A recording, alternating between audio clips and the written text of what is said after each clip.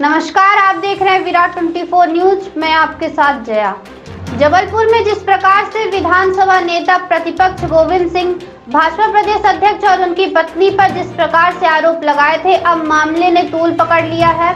वहीं मामले को लेकर भारतीय जनता पार्टी जबलपुर के द्वारा एक पत्रकार वार्ता के माध्यम से प्रदेश अध्यक्ष वी.डी. शर्मा और उनकी पत्नी पर जिस प्रकार से आरोप लगाए गए थे, उसका खंडन किया है।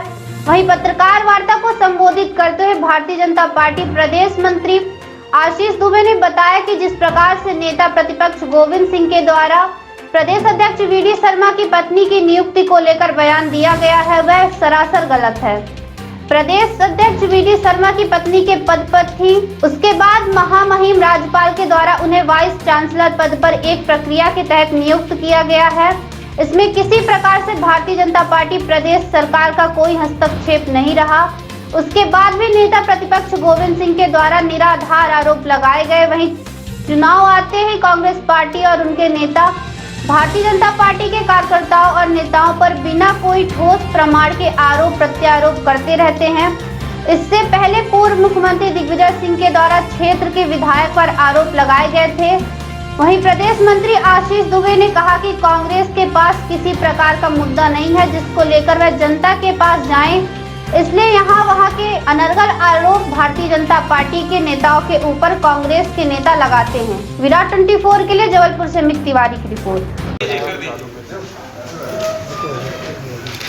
आज की इस प्रेस वार्ता में सबसे पहले आप सभी पत्रकार मित्रों का स्वागत है। जैसा कि पिछले हफ्ते भर की गतिविधियों से जबलपुर में जो हो रहा है, मुझे लगता है कि आप सबको एहसास हो गया होगा कि अब चुनाव आ गए हैं। जिस तरीके से एक निष्क्रिय कांग्रेस अब निकलकर सामने आ रही है। अभी आप सभी ने देखा कि पिछले हफ्ते इनके पूर्व मुख्यमंत्री दिग्विजय सिंह जी जबलपुर आए थे और उन्होंने एक अनर्गल प्रलाप यहाँ पर किया, आप सबके मध्य किया। उन्होंने किस तरीके से मध्य प्रदेश की सरकार पर अनर्गल आरोप लगाए।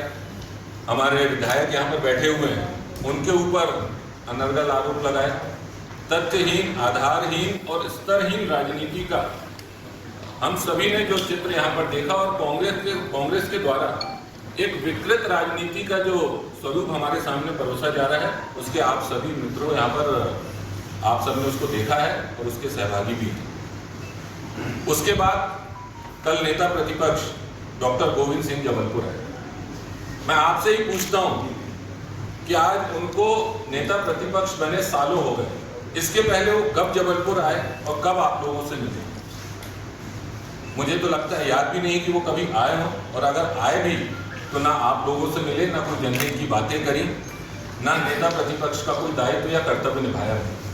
लेकिन मैंने बात यहाँ से शुरू की थी कि अब चूंकि चुनाव आ गए हैं, नवंबर में विधानसभा के चुनाव, और चुनाव में अब कांग्रेस को हम किस तरीके से सामने जनता के सामने लाने का प्रयास करें, क्योंकि इनके पास कोई मुद्दा नहीं। पिछले 15 महीने की उनकी सरकार निकाल दे तो 2003 से लगातार मध्य प्रदेश में जो भारतीय जनता पार्टी की सरकार ने विकास के कार्य किए हैं, मुझे लगता है कि अब कांग्रेस सोच में पड़ गई है कि किन मुद्दों के आधार पर हम चुनाव में जनता के बीच में जाएं। और जब उनके पास कोई मुद्दा नहीं है तो मुझे लगता है कि इस तरीके की झूठ फरेब की राजनीति में जो महारत हासिल है कांग्रेस को, उसको लेकर योजनाबद्ध तरीके से उनके नेता एक के बाद क्रमवार अनेक शहरों में जा रहे हैं। उसी क्रम में तारतम्य में जबलपुर में उनका आना हो रहा है और किस तरीके की गंदी राजनीति वो यहाँ से करके जा रहे हैं हम सभी जानते हैं।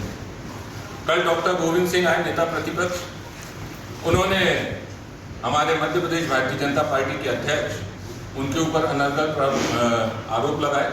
आप ये बताइए, सार्वजनिक जीवन में अगर कोई काम कर रहा है तो क्या उसके परिजन किसी सरकारी नौकरी नहीं कर सकते? और सार्वजनिक जीवन में तो वो आज सांसद बने हैं, आज प्रदेश अध्यक्ष बने हैं, उनके परिजन लंबे समय से उन्होंने अपना पूरा कार्यकाल सरकारी सेवा में सेवानिवृत्ति के बाद उनकी योग्यता के आधार पर अगर कहीं पर उनका चयन हो रहा है, वो चयन भी कोई भारतीय जनता पार्टी का संगठन नहीं कर रहा।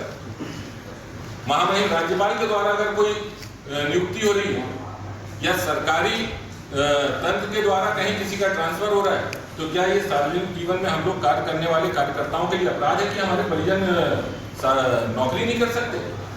इस तरीके की गलत बातों को लेकर जब वो आ रहे हैं, और मैं तो कांग्रेस को चुनौती देता हूँ कि अगर आप गोविंद सिंह जी यहाँ बहुत बड़ी बड़ी बातें करके गए हैं और तथ्यों के और प्रमाण के आधार पर बात करके गए, मैं उनको चुनौती देता हूँ कि अगर उनको किसी बात पर आपत्ति है, किसी नियुक्ति पर आपत्ति है, तो न्यायालय जाना चाहिए, कानून का रास्ता अपनाना चाहिए, ना कि इस स्तरहीन राजनीति का एक विकृत चेहरा कांग्रेस जो अपना यहाँ दिखाकर जा रही है और प्रदेश में दिखा रही है। निश्चित रूप से जनता उनको पुनः वनवास देगी, ये मानकर चलिए 2023 में।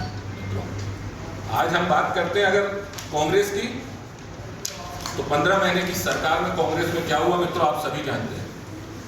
हमारा मंत्रालय भोपाल में ये दलाली का अड्डा बन गया था, ट्रांसफर उद्योग यहाँ पर पनप रहे थे। सारे कांग्रेस के नेता भोपाल में डले रहते थे, छोटे से लेकर बड़ा कार्यकर्ता तक। क्योंकि हम लोग सार्वजनिक जीवन में काम कर रहे हैं, उस समय हम देखते थे जिसकी भी जानकारी लगती थी वो भोपाल में है, और भोपाल में क्या करा रहा है, ट्रांसफर करा रहा है। रेत खदान, मुरम खदान, ये जितनी भी चीजें हैं उनके शासन में भी, और आज भी उनके जनप्रतिनिधि जो हैं, कांग्रेस के जितने जनप्रतिनिधि हैं, उनके संरक्षण में ये सब चल रहा है।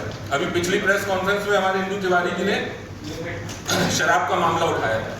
एक पूरा सिंडिकेट बना हुआ है जिसका संरक्षण कांग्रेस के जनप्रतिनिधि विधायकों का प्राप्त है, और उसके आधार पर एक बड़ी हानि इस प्रदेश को की जा रही है, प्रदेश की जनता के पैसे में होली की जा रही है।